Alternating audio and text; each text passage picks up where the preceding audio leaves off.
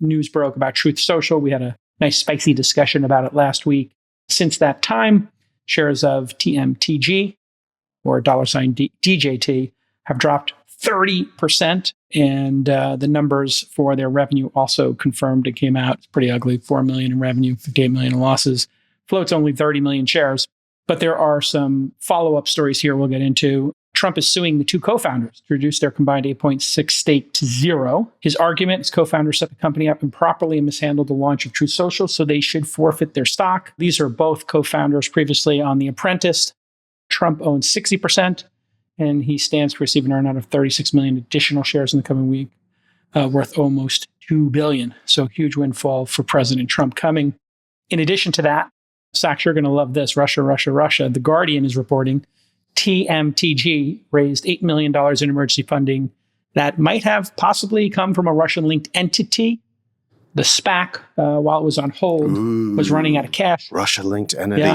Yeah. You can read all about this in The Guardian. They tried to raise some money. They wound up raising $8 million across two convertible notes from a bank called Paxium, located in the Caribbean, owned by a Russian who is reportedly the nephew of Alexander Smirnov, who used to work in Putin's executive office until 2017. Is this a joke? No, I mean, I wish it was a joke because I know I'm going to get barbecued for by the Trump supporters in the comments. But it is crazy that the Russians are. What is the Russian's name? Alexander Smirnov. Isn't that the name of a vodka? It kind of is. Smirnov. Smirnov. Maybe Smirnov. Trump doesn't even drink. I mean, maybe, yeah. I don't know if Putin drinks or not. Anyway. No, I said Trump doesn't drink. Putin doesn't drink either. Oh, no, Trump doesn't drink. That's true, yeah. Neither does Bush. Yeah. Oh, really? Is that true? Yeah. So anyway, important caveats to all this stuff. Interesting story, though. There's no indication that Trump or Trump media had any idea about the nature of these loans because they were opaque. And Trump media says it's propaganda and false narrative. Your thoughts on the Trump SPACs and Russia? I know it's your favorite topic.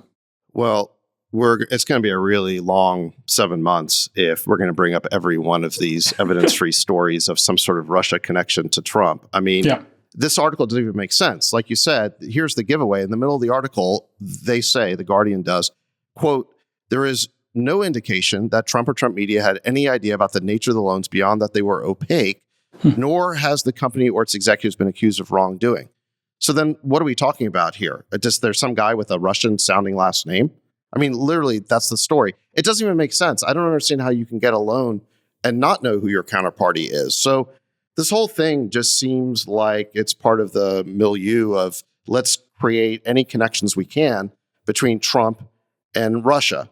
And the giveaway on this was actually a New York Times story that just came out in the past week. It was called Russia Amps Up Online Campaign Against Ukraine Before U.S. Elections. Now, the interesting thing about this story is that it was reporting allegations by Clint Watts, who has apparently been hired by Microsoft to run something called the Threat Analysis Center. And his job basically is to find Russian interference in the election. Now, here's what I found interesting about this, is that Clint Watts, that name rang a bell for me. And it's because Clint Watts was involved in the Twitter files. So back in January of last year, Matt Taibbi broke this story in the Twitter files that Clint Watts was running the Hamilton 68 dashboard. He was basically behind that project. He's a former FBI agent. What was Hamilton 68? Hamilton 68 claimed that it was tracking 500 Russian accounts on social media who were engaged in manipulation of online discourse. Well, as it turns out, executives inside of Twitter knew who these accounts were, and they were just American accounts, some Canadian accounts. And in the words of Twitter executives, the whole Hamilton 68 dashboard was bullshit. That was their word. And nevertheless, this Hamilton 68 project that Clint Watts ran put out story after story for years about how the Russians were meddling in American political debates. And these stories, the Hamilton 68 claims, became the basis for thousands, literally thousands of mainstream media stories claiming that Russia was interfering in American politics. It all turned out to be a total hoax, a total fraud. Now, the amazing thing to me is you would think after an expose like this, that it would at least be mentioned in the New York Times, that the person they're quoting as saying that the Russians are meddling in our elections has a previous history of setting up Russia hoaxes. And they don't even mention that, despite the Taibbi story. Moreover, it's amazing to me that this Watts guy not only landed on his feet, he got a cushy job at Microsoft running their threats analysis center so that he could put out more of this threat analysis on how the Russians were meddling. I can't imagine a less qualified person to be describing Russia threats than somebody who was caught red-handed manufacturing bogus threats for years. Friedberg, your so thoughts? In any event, Jason, I would just say that, going back to the SBF story, the takeaway there is be careful what you're imbibing from the mainstream media, because there's always an agenda. And until this story about Truth Social from The Guardian has a little bit more detail to it that makes sense to me, I'm just going to put it in the category of more of the same. Yeah. And, as I've said on this program before, Russia's explicit strategies just put their fingerprints on everything and cause chaos like they did with the Internet Research Agency and all the trolling they were doing the last couple of elections. Friedberg, your thoughts on this? You concerned about the interference in the election?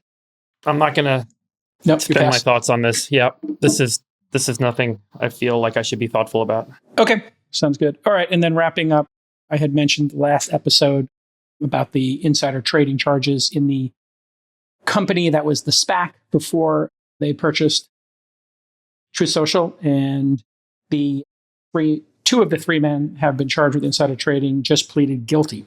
So Michael and Gerald Schwartzman made $23 million in illicit profits trading shares of DWAC before the merger was announced. They each pled guilty to one count of securities fraud.